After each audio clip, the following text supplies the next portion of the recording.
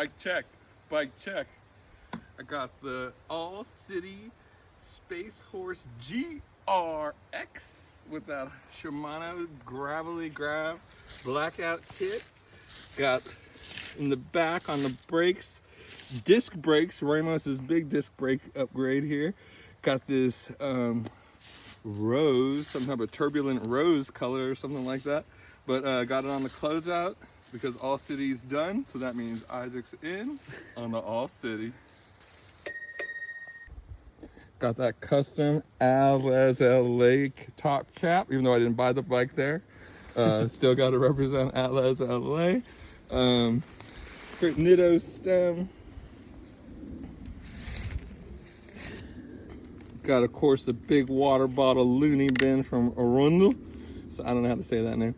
And MKS pedals, of course.